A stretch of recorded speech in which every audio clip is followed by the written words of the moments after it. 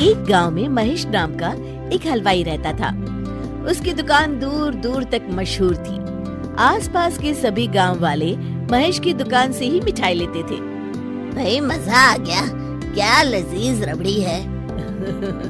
ये लड्डू भी लीजिए, शुद्ध देसी घी के हैं, आज ही बनकर आए हैं। लाओ भाई लाओ, 1 किलो लड्डू भी पैक कर दो। महेश का एक बेटा था रवि। रवि ने पढ़ाई छोड़ दी थी और वो दिन भर घर में ही बैठा रहता था। उठ बेटा रवि, आज मेरे साथ दुकान पर चल।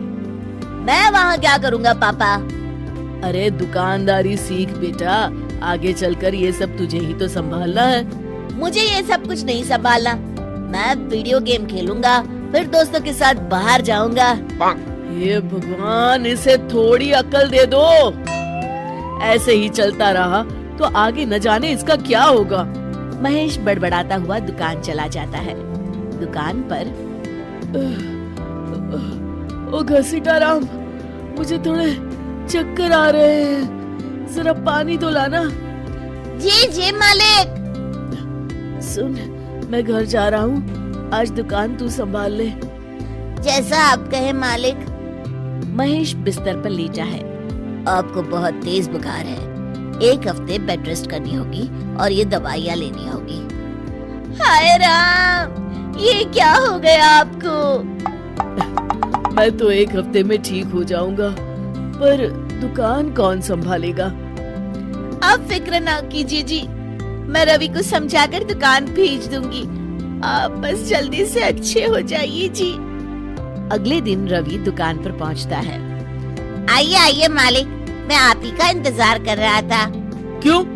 ये मेरी दुकान है, मैं जब जी चाहे आऊँ। तुम लोग सुबह से आकर काम पर लग जाया करो, समझे? जी जी जी मालिक, दरअसल लड्डू बनाने हैं तो घी लेने जाना है। 5000 रुपए दे दीजिए। 5000? तुम्हारा दिमाग तो ठीक है? इतने महंगे लड्डू बनाएंगे तो मुनाफा क्या होगा? पर देसी घी भी तो बहुत महंगा है ना मालिक। क्या जरूरत है देसी घी की? डालडा ले आओ। पर मालिक। मुझसे बहस मत करो, जितना कहा गया है करो। और क्या क्या बन रहा है? मावे की बर्फी मालिक। मावा मावा मावा। हाँ। तभी उसकी नजर एक डब्बे पर पड़ती है। ये क्या है?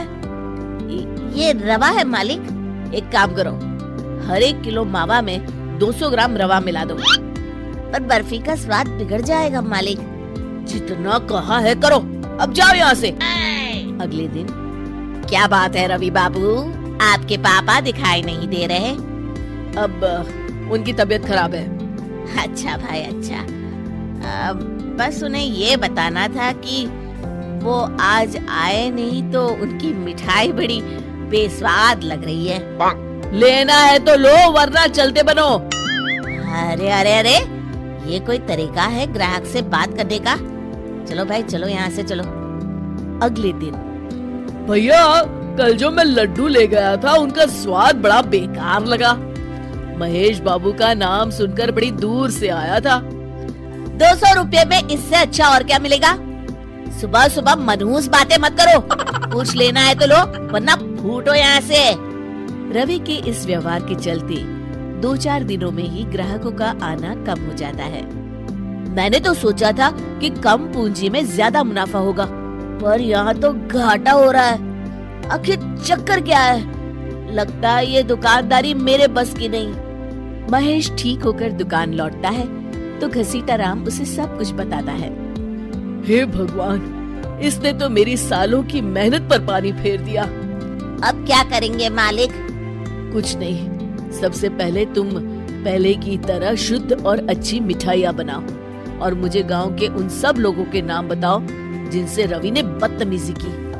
रवि, कल सुबह दुकान पर आ जाना, बहुत जरूरी काम है। मुझे नहीं आना, मैंने 1 हफ्ता दुकान संभाल ली है, अब संभालो आप। दुकान तो तूने जैसे तैसे संभाल ली, पर सीखा कुछ नहीं। कल तुझे बहुत जरूरी सीख देनी है। रवि पैर पटकता हुआ बाहर चला जाता है। अगले दिन। ये ले, ताजी शुद्ध मिठाइयाँ। मैं इतनी मिठाइयों का क्या करूं? इन्हें उन सब के घर देकर आओ जिनसे तुमने बदतमीजी की, और साथ में माफी भी मांग लेना। अरे पर मैंने तो सिर्फ उन्हें। बेटा, घर आया मेहमान और दुकान पर आया ग्राहक भगवान के समान होता है। अब तू जल्दी जा और कल से कमाल देखना। रवि उन सभी 4-5 लोगों के यहाँ जाकर मिठाई देता है और माफी मांगता है। अगले दिन दुकान पर ग्राहकों की भीड़ लग जाती है। मान गए महेश बाबू, आपने तो आते ही घर तक मिठाई भिजवा दी। बस मेरे बेटे की गुस्ताखी को माफ कर देना भाई, उसमें अब तक बचपना है। हाँ हाँ, आपके लड्डू के बदले हर चीज की माफी है। भाई आज तो मेरे पड़ोसी भी आपकी उदारता देख के दंग रह गए। इतनी बड़ी दुकान के मालिक का बेटा घर तक माफी मांगने आया। भाई रिश्ते निभाना तो कहीं आपसे सीखे। बस आप लोगों की दया है। अब ताजी रसमलाई आई है, लेंगे आप? हाँ भाई हाँ, 200 ग्राम पैक कर दो। शिक्षा, सफलता पाने के लिए ईमानदार और विनम्र होना बहुत जरूरी है।